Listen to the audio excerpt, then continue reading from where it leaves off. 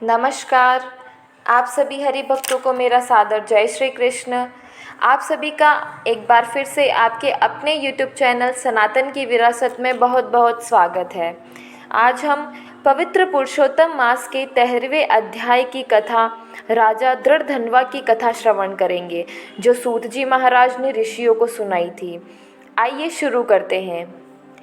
सूत जी कहने लगे, हे ऋषियों, अब मैं दृढ़धनवा की प्राचीन कथा तुमसे कहता हूँ। है यह देश के चित्रधनवा का पुत्र महातेजस्वी, सब गुणों से युक्त, सत्य बोलने वाला, धार्मिक दृढ़धनवा नाम से विख्यात हुआ है। वह दृढ़धनवा चारों वेदों और उनके अंगों को पढ़कर विधि पूर्वक गुरुजी की पूजा कर दक्षिणा देकर पिता के नगर को गया। अब राजा चित्रधनवा अपने मन में विचार करने लगा कि स्त्री, घर, पुत्र आदि छोड़कर मुझको भी वन में जाकर हरि का भजन करना चाहिए। ऐसा मन में विचार कर समर्थ राजा दृढ़धनवा को सब राजपाट सौंपकर विरक्त होकर पुलह ऋषि के आश्रम को चला गया। वहां जाकर जप तप करने लगा।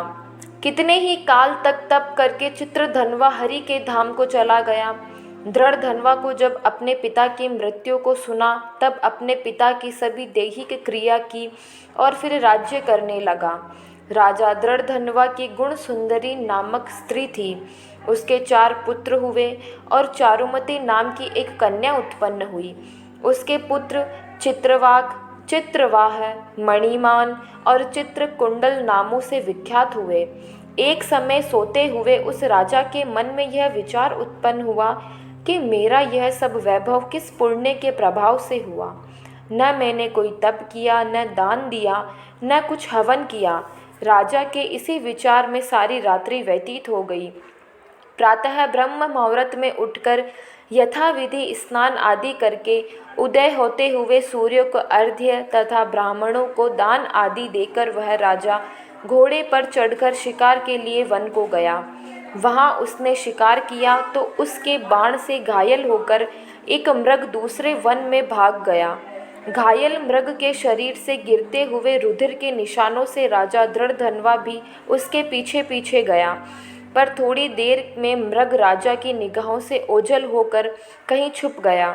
राजा ने प्यास से व्याकुल होकर फिरते फिरते सागर के समान एक सरोवर को देखा।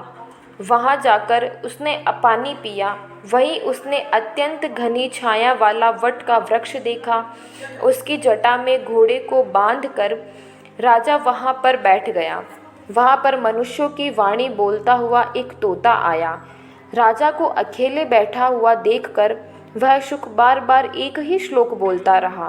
तू पृथ्वी पर सुखों को देखकर सार वस्तु को नहीं विचारता तो कैसे पार पहुँचेगा।